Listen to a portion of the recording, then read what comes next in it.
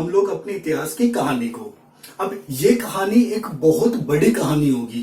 क्यों? क्योंकि इस कहानी में हम लोगों को वो सभी घटनाएं पढ़नी है जो घटनाएं जब मनुष्य एक जानवर की तरह हुआ करता था, यानी कि आदि मानव था या वनमानुष था, तब के समय से लेकर के आज के मनुष्य, यानी जो जब आप वीडियो देख रहे हैं तब तक के मनुष्य के बीच के समय में हुई हैं, उन सभी घटनाओं को हमें पढ़ना है एक कहानी के रूप में। तो एक कहानी कैसी हो जाएगी? बहुत बड़ी हो जाएगी।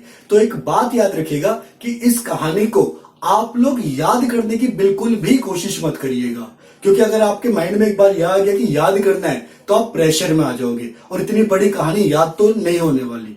तो आप लोगों को क्या करना है कि इस कहानी में जितनी भी घटनाएं घटेंगी, जितनी भी घटनाएं होंगी, उन घटनाओं के पीछे छुपे हुए रीजन को समझना है। बस वो उसका आंसर करना है अपने आप कि ये घटना हुई इसलिए हुई, ये घटना नहीं हुई इसलिए नहीं हुई। जब भी आप किसी घटना के पीछे छिपे हुए रीजन को जानने की कोशिश करेंगे तो आप क्या करेंगे? आप कहानी में इंटरेस्ट लेंगे, और जब आप कहानी में इंटरेस्ट लेंगे तो उसमें इन्वॉल्व होंगे और चीजें आपको अपने आप याद होती चली जाएंगी। तो इस कहानी को, इस पूरी इतिहास की कहानी को आपको बस क्या करना है? घटनाओं के पीछे छिपे रीजन को समझने की कोशिश करनी है। सही है? इस तरीके से याद रखना है, नहीं तो वैसे तो कहानी है बहुत बड़ी लगेगी आपको। तो चलिए आप शुरू करते हैं कहानी को। तो देखिए, अभी थोड़ी देर पहले हमने ये डिस्कस किया था कि हम लोगों ने इतिहास को लिपि के आधार पर 3 अलग अलग भागों में डिवाइड किया था। और वो भाग क्या क्या थे? पहला भाग था प्रागैतिहासिक काल, दूसरा था आर्घैतिहासिक काल और तीसरा था ऐतिहासिक काल। पूरा का पूरा इतिहास इन 3 ग्रुप्स में ही है। बस अगर हमने 3 भाग पढ़ लिए तो इसका मतलब हमने पूरा इतिहास पढ़ लिया। तो हम क्या करेंगे? एक एक भाग को उठाएंगे और उसको पढ़ना शुरू करेंगे। तो सबसे पहला भाग है हमारा प्रागैतिहासिक काल, तो उसको पढ़ते हैं। देखिए, प्रागैतिहासिक काल। तो प्रागैतिहासिक काल क्या होता है? तो प्रागैतिहासिक काल से हम लोगों का मतलब होता है हमारे इतिहास का वह समय जिस समय में हुई घटनाओं का हमारे पास कुछ भी लिखित में एविडेंस नहीं है कि उस समय यह हुआ भी था या नहीं हुआ था। क्लियर है? यानी कि इतिहास का वह समय जिस समय के बारे में हमारे पास कुछ भी लिखित एविडेंस नहीं है, उस समय को हम कहते हैं क्या? प्रागैतिहासिक समय या काल। इसका उदाहरण होता है पाषाण काल, कांस्य युग, लोह युग। क्योंकि इन समय में हुई घटनाओं का हमारे पास क्या नहीं है? कुछ भी रिटर्न में एविडेंस नहीं है। क्लियर है? अब एक क्वेश्चन आप लोगों के माइंड में आया होगा, और अगर नहीं आया तो आना चाहिए था। वो क्वेश्चन ये कि अगर हमारे पास कुछ भी रिटर्न में एविडेंस नहीं है तो हम किस बिहाफ पे मान लें कि ये जो घटनाएं हम पढ़ रहे हैं वो सच्ची हैं या वो झूठी हैं?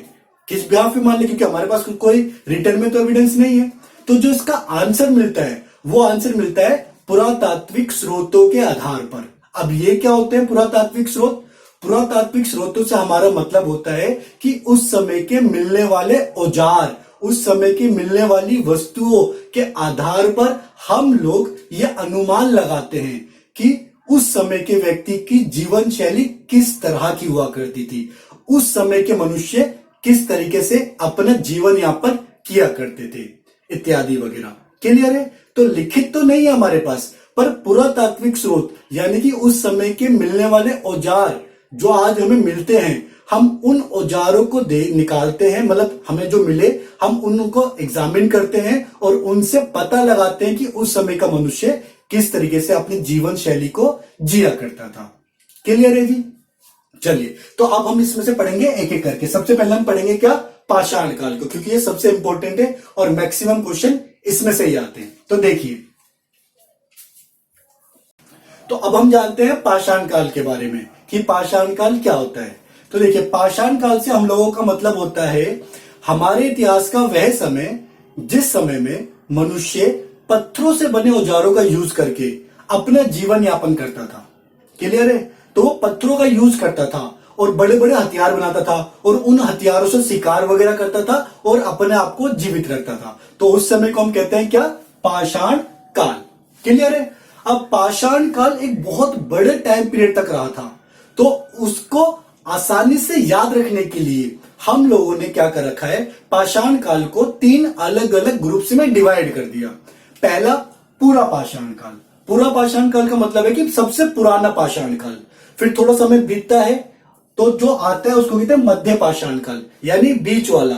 उसके बाद थोड़ा समय और बीतता है तो उसको हम कहते हैं नव पाषाण काल, यानी कि एकदम आधुनिक वाला। और इसके बाद पाषाण काल क्या हो जाएगा, खत्म हो जाएगा।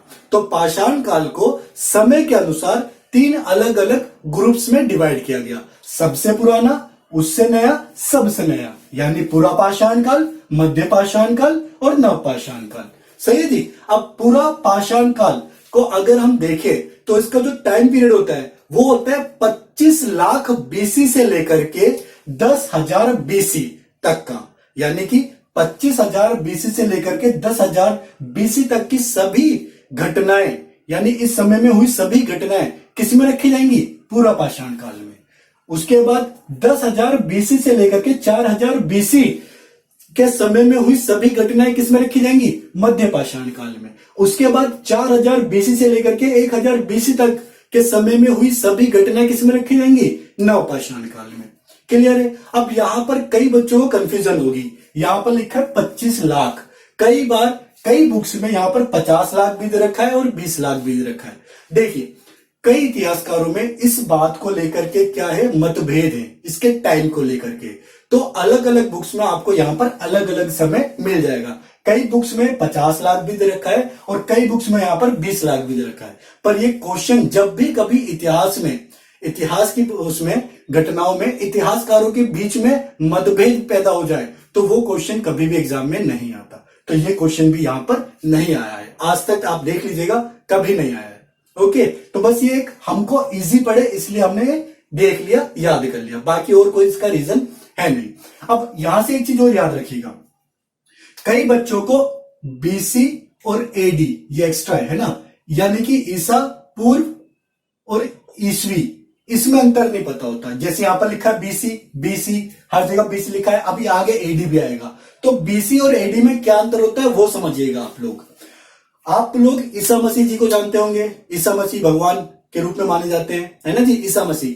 तो उनके जन्म से समय को रिलेट करना ही क्या कहलाता है, बीसी और एडी सॉरी, ईसा मसीह जी के जन्म से समय को रिलेट करना कहलाता है क्या, बीसी और एडी। फॉर एग्जाम्पल अगर ईसा मसीह जी के जन्म से पहले की घटनाएं हैं तो उसको कहते हैं ईसा पूर्व यानी बीसी, और अगर उनके जन्म के बाद की घटनाएं तो उसको हम कहते हैं ईस्वी यानी एडी। देखिए दोबारा एग्जांपल के थ्रू, मान लीजिए सन 2000 में ईसा मसीह जी का जन्म हुआ, सन 2000 में ईसा मसीह जी का जन्म हुआ। अब मैं बोलता हूं 5 बीसी, तो इसका मतलब ईसा मसीह जी के जन्म से 5 साल पहले की घटना है वो, 5 बीसी मतलब ईसा मसीह जी के जन्म से पहले की घटना है ना। तो 5 बीसी यानी कि कब की घटना है वो, 1995। अगर मैं यहां पे बोलता हूं 5 बीसी, 2000 में ईसा मसीह जी का जन्म हुआ है, 5 बीसी यानी कि 1995 की घटना। अगर मैं बोलता हूं 10 एडी का मतलब ईसा मसीह जी के जन्म के बाद की घटना। तो 10 एडी 2000 में ईसा मसीह जी का जन्म हुआ, तो कब की घटना है ये, 2010 की। अगर यहां पे लिखा होता है 10 एडी ईस्वी, सही जी। तो ईस्वी और ईसा पूर्व यहां से आई थिंक क्लियर हो गया होगा आपका। चलिए अब बढ़ते हैं आगे, पहले इसको रिमूव करते हैं।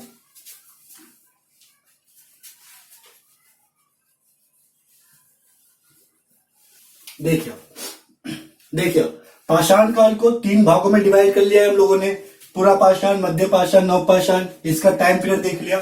अब देखिए हम लोग यहां से इतिहास को शुरू करेंगे तब से पढ़ना जब मनुष्य जानवर रूपी हुआ करता था, यानी वो जानवर की तरह बिहेव करता था। वो जानवर था, अभी मनुष्य नहीं पढ़ा है।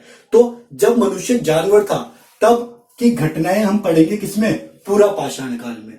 उसके बाद मनुष्य थोड़ा सा डेवलप हुआ, यानी कि 2 पैरों पर चलने लगा, उसकी घटनाएं हम पढ़ेंगे मध्य पाषाण काल में। उसके बाद मनुष्य थोड़ा और डेवलप हुआ, उसमें थोड़ी सी सोचने की क्षमता आई, तो उस घटनाओं को हम पढ़ेंगे नव पाषाण काल में। बस इस तरीके से याद रखिएगा चीजों को।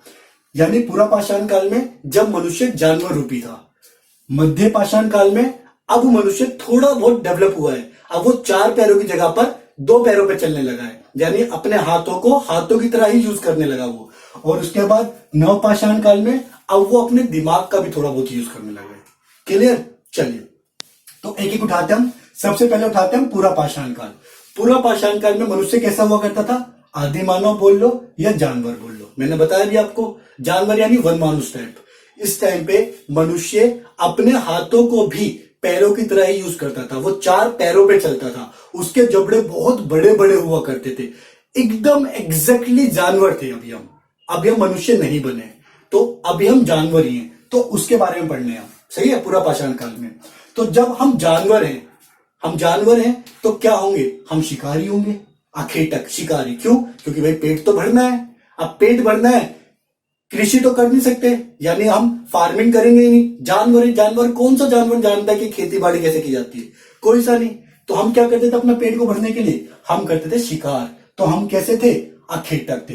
तो पूरा पाषाण काल में मनुष्य कैसा था? अखेटक यानी शिकारी। अब शिकारी था, शिकार करने के लिए एक जगह से दूसरी जगह भी जाएगा, एक ही जगह तो उसको शिकार मिलेगा नहीं। तो हम क्या से थे? खाद्य संग्राहक थे। हम शिकारी थे इसलिए खाद्य संग्राहक, एक जगह से दूसरी जगह जाया करते थे खाने को इकट्ठा करने के लिए अपने शिकार की खोज में। क्लियर है? तो हम शिकारी थे, हम खाद्य संग्राहक थे। और जो भी हमें शिकार मिलता था, हम तो जानवर थे, हमें शिकार मिला, हमने उसको मारा, उसको खा गए। कोई ये सोचता ना कि इसको पकाना वकाना भी है कुछ? जब कोई से भी जानवर, आप सोचो, कोई भी जानवर ये सोचता है कि मैंने शिकार करा तो मैं उसको पका के खाऊंगा? कोई नहीं सोचता। सही है? तो हम जानवर हैं, हमने शिकार करा, शिकार करने के बाद हमने उसको कैसे खा लिया? कच्चा ही खा लिया। हालांकि यहां पर आग के बारे में जानकारी थी, पर हम लोग इतने डेवलप नहीं थे कि उसका यूज करना जानते हो। तो हम लोग जो भी शिकार करते थे उसको कच्चा ही खा जाते थे। आग की जानकारी होने के बावजूद हम लोग डेवलप नहीं थे कि उसका यूज करें। क्लियर है? तो शिकार करा और शिकार को कच्चा ही हम खा गए। अब हम जानवर हैं तो पशुपालन तो करेंगे ही नहीं। एक जानवर दूसरे जानवर को पालता है? कभी नहीं पालता। हम कैसे पाल लेंगे? यहां पर पशुपालन नहीं हुआ करता था। और कोई भी जानवर कभी खेती बाड़ी करता है क्या? नहीं करता। तो हम यहां पर कृषि भी नहीं करते थे। तो याद रखिएगा, पूरा पाषाण काल में क्या क्या था? हम जानवर रूपी थे, जानवर की तरह बिहेव करते थे हम। तो जानवर की तरह क्या करेंगे? हम शिकार करेंगे, अपने शिकार की खोज में एक जगह से दूसरी जगह पर जाएंगे, शिकार मिल जाएगा, उसको करने के बाद उसका कच्चा मांस खा जाएंगे। हालांकि यहां पर आग के बारे में जानकारी थी, बट फिर भी हम लोग इतने डेवलप नहीं थे कि उसका यूज करना जाने, तो उसको कच्चा ही खा जाते थे। हम लोग जानवर थे तो दूसरे जानवर को कैसे पाल सकते हैं? यानी कि पशुपालन यहां पर नहीं था। हम लोग जानवर थे तो कोई भी जानवर कृषि करता है क्या? नहीं करता। तो यहां पर कृषि भी नहीं थी। क्लियर बात? अब यहां पर एक बात नोट करके लिखिएगा कि पूरा पाषाण काल का जो टाइम पीरियड है वो बहुत बड़ा है। 25 लाख बीसी से लेकर 10,000 बीसी के बीच का। सही जी? तो एक बहुत बड़ा समय पीरियड है।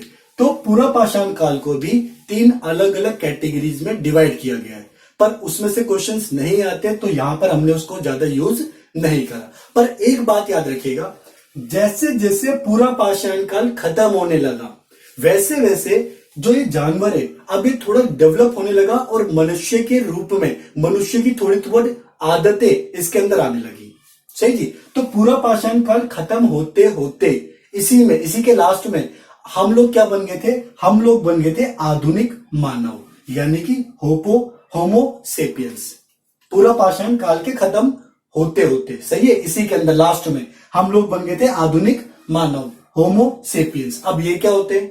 इनका मतलब ये था कि जैसे जैसे पूरा पाषाण काल का एंड आ रहा था, वैसे वैसे मनुष्य ने 4 पैरों की जगह पर 2 पैरों पर चलना शुरू कर दिया था। अब वो अपने हाथों को पैरों की तरह यूज नहीं करता था। अब उसके जबड़े थोड़े से छोटे हो गए थे, अब वो थोड़ा सा समझदार हो गया था। तो ये था उस समय का क्या? आधुनिक मानव, यानी कि होमो सेपियंस। अब ये खत्म होता है और होमो सेपियंस आ जाते हैं किसमें? मध्य पाषाण काल में। समय पीरियड क्या है? 10,000 बीसी से लेकर के 4,000 बीसी। तो आप देखते हैं मध्य पाषाण काल में मनुष्य कैसा था। थोड़ा बहुत तो समझदार हो ही गया है, आधुनिक मानव आ गया है। आधुनिक मानव यानी कि होमो सेपियंस कैसा है? वो जो 2 पैरों पे चल रहा है ना जी, 2 पैरों पे चल रहा है। और क्या क्या क्वालिटीज आई वो भी देखते हैं। तो अब हम पढ़ते हैं मध्य पाषाण काल के बारे में। तो मध्य पाषाण काल की घटनाओं को याद करने का सबसे अच्छा तरीका यह है कि मध्य पाषाण काल में हम लोगों को पढ़ना है आधुनिक मानव यानी होमोसेपियंस के बारे में। सही है, क्योंकि अभी हमने देखा कि जैसे जैसे पूरा पाषाण काल खत्म हो रहा था तो इसके एंड तक आते आते मनुष्य क्या हो चुका था, आधुनिक बन चुका था, आधुनिक मानव होमोसेपियंस। इसका मतलब कि वो अब दो पैरों का यूज करने लगा था चलने के लिए, अपने हाथों को हाथों की तरह यूज करने लगा था वो। और क्या करने लगा था, उसके जबड़े थोड़े से छोटे हो गए थे, तो उसके बॉडी स्ट्रक्चर में बहुत सारे चेंजेस आए थे। बॉडी स्ट्रक्चर के साथ साथ उसकी कुछ आदतें भी बदली थी। क्या क्या आदतें थी वो हम इसमें पढ़ेंगे। किसमें, मध्य पाषाण काल में। तो देखिए, सबसे पहले आदत जो उसने बदली, उसने करा कुत्ते को पालतू बनाने का काम। सही जी। तो सबसे पहला जानवर जो मनुष्य ने पालतू बनाया वो था कुत्ता। और किस काल में, मध्य पाषाण काल में। ओके, अब अगर हम सोचें कि ऐसा उसने क्यों करा, तो इसके पीछे दो रीजन मिलते हैं। पहला रीजन, क्योंकि कुत्ता जो था वो मनुष्य की मदद करता था शिकार करने में, पहला रीजन। और दूसरा रीजन कि कुत्ता मनुष्य का बचाव करता था दूसरे शिकारियों से, दूसरे बड़े जानवरों से। तो ये दो रीजन थे जिसकी वजह से मनुष्य ने कुत्ते को क्या बनाया, पालतू। सही जी। चलिए, अब दूसरा जो अच्छी बात थी वो ये थी कि इस काल में, मध्य पाषाण काल में, मनुष्य जो पहले से आग को जानता तो था पर उसका यूज करना नहीं जानता था, तो वो यहां पर मध्य पाषाण काल में जो शिकार करता था अब वो उसको पका के खाने लगा। यानी कि अब उसको पता चल गया कि आग का यूज कैसे करना है। क्लियर है। तो मध्य पाषाण काल की बस दो घटनाएं जो इंपॉर्टेंट है, पहला कुत्ते को पालतू बनाया और दूसरा आग का यूज, आग का व्यवहारिक यूज करना सीखा। ये दो घटनाएं। बाकी सब घटनाएं जैसी पूरा पाषाण काल की वैसी हैं। यानी कि मध्य पाषाण काल में भी मनुष्य कैसा था, शिकारी ही था, अखेटक ही था। वो अब भी कैसा था, खाद्य संग्राहक था। यानी खाने के लिए, उसको इकट्ठा करने के लिए एक जगह से दूसरी जगह पर अब भी घूमता था। पर अब वो जो शिकार था उसको पका के खाता था। यानी कि आग का व्यवहारिक उपयोग करना वो सीख चुका था। और कुत्ते को पालतू बनाया था। सबसे पहला जो जानवर पालतू बनाया है वो क्या बनाया, कुत्ता। पर अभी भी वो कृषि के बारे में कुछ नहीं जानता था। सही है। तो मध्य पाषाण काल में मनुष्य डेवलप हुआ पर इतना ज्यादा नहीं हुआ। उसका ज्यादातर चेंज क्या आया, उसकी बॉडी स्ट्रक्चर में आया। अब जब वो थोड़ा और आगे बढ़ा तो समय आता है किसका, नव पाषाण काल में। अब क्या होता है, मनुष्य की बॉडी स्ट्रक्चर के साथ साथ उसका माइंड भी थोड़ा सा डेवलप होता है। कैसे करके, देखिए यहां पर जैसे नव पाषाण काल आता है, इसके अंदर बस एक चीज है जो आपको याद रखनी है, वो है कृषि। नव पाषाण काल के अंदर मनुष्य ने कृषि करना शुरू कर दिया और यहीं से उसकी जीवन शैली बदल गई, पूरी की पूरी जीवन शैली बदल गई, क्योंकि एक कृषि ने उसको पूरा बदल दिया। देखिए, नव पाषाण में मनुष्य ने कृषि करना शुरुआत कर दी, कृषि करनी शुरुआत कर दी, कृषि की शुरुआत कर दी, खेती बाड़ी करने लगा। अब खेती बाड़ी करने के लिए अकेला मनुष्य कैपेबल है क्या, नहीं। तो उसने सोचा कि भैया जब एक कुत्ता मेरी इतनी मदद कर सकता है शिकार करने में, तो अगर मैं बाकी कई और जानवरों को पालतू बना लूं तो वो क्या करेंगे, मेरी कृषि करने में मदद करेंगे, खेती करने में मदद करेंगे। तो उसने यहां से पशुपालन की शुरुआत करी। सही है। तो पशुपालन किस लिए शुरुआत करी, क्योंकि वो उन पशुओं से हेल्प कराना चाहता था अपनी खेती बाड़ी में। क्लियर है, अकेले तो वो कर नहीं सकता। तो यहां से पशुपालन की शुरुआत हुई। अब पशुपालन की शुरुआत हो गई, साथ ही साथ अब कुछ टाइम बाद उसको रियलाइज हुआ कि भैया मुझे एक पहिए की भी जरूरत है अपनी खेती के लिए। सही है। तो यहीं पर पहिए की खोज की किसने, मनुष्य ने। कहां पर की है, नव पाषाण काल में। याद रखिए, ये सब किससे रिलेट करते हुए चल रहे हम, कृषि से, खेती बाड़ी से। अगर वो खेती बाड़ी शुरू नहीं करता तो पशुपालन का भी ज्यादा यूज नहीं था, पहिए का भी ज्यादा सोचता नहीं। बट उसने क्या करा, उसने कृषि को शुरू करा, उसने खेती बाड़ी शुरू करी। खेती बाड़ी शुरू करी तो वो अकेला तो कर नहीं सकता था। उसने ये सोचा कि जब एक कुत्ता मेरी इतनी हेल्प कर रहा है तो बाकी के जानवर कितनी हेल्प करेंगे। तो यहां से उसने पशुओं को क्या बनाना शुरू कर दिया, पालतू बनाना शुरू कर दिया, विधि पूर्वक यानी तरीके से। अब उसने पशुपालन शुरू कर दिया। अब कुछ समय बाद उसको पहिए का पहिए की मतलब एक वो लगी कि भैया कुछ एक होना चाहिए इस तरीके से जो मुझे एक जगह से दूसरी जगह तक जाने में हेल्प करे। सही है, तो यहां ही पर होती है पहिए की खोज। और इसी के साथ अब एक बात और सोचिएगा, जब आप खेती करेंगे तो उसकी देखभाल भी तो करनी पड़ेगी। ये तो नहीं कि एक दिन खेती बो दी और फिर चले गए, ऐसा तो नहीं होगा। तो यहीं से जब उसने खेती बाड़ी करनी शुरुआत करी तो वो उसकी देखभाल करने के लिए उसी जगह पर रहने लगा। अभी तक क्या था, खाद्य संग्राहक था, क्योंकि वो शिकारी था, जहां उसको शिकार मिलता था वो वहां चला जाता था। पर अब उसकी खेती एक फिक्स जगह पर हो गई है, तो वो भी एक फिक्स जगह पर रहने लगा, यानी कि स्थायी निवासी बन गया। अब जब एक ही जगह पर कई सारे मनुष्य रहेंगे तो एक समाज का विकास होगा, समाज बनेगा। तो यहां पर मनुष्य स्थायी निवासी बन गया, साथ ही साथ समाज की शुरुआत हो गई। तो देखो कहां से हमने शुरुआत करी थी, जब मनुष्य आदि मानव था, और कहां तक हम आ गए हैं, जब वो क्या बन चुका है, समाज का एक हिस्सा बन चुका है। देख लो कितना चेंजेस आया है, और किसमें आया है, केवल पाषाण काल के अंदर। क्लियर? तो ये था इस सब के बारे में थोड़ा सा ब्रीफ में। अब इसके बाद कुछ क्वेश्चंस ये भी आते हैं कि किस किस जगह से हमें इनका एविडेंस मिलता है, वो क्वेश्चंस भी आते हैं एग्जाम में। तो देखो वो क्वेश्चंस कर लेते हैं हम। जैसे कि सबसे पहली जगह है हथनोरा, ये कहां पर है, मध्य प्रदेश एमपी में। अब यहां से क्या मिलता है, हथनोरा एमपी की एक वो जगह है जहां से पूरा पाषाण काल के मनुष्य की खोपड़ी का, स्कल का सबसे पहला एविडेंस मिला। क्लियर है जी? तो हथनोरा कहां का, एमपी का, जहां से क्या मिला है, मानव खोपड़ी का प्रथम साक्ष्य मिला है। और वो मानव खोपड़ी कब की थी, पूरा पाषाण काल के मानव की खोपड़ी थी वो। क्लियर है? दूसरी जगह आती है बगनौर कहां पर है, राजस्थान में।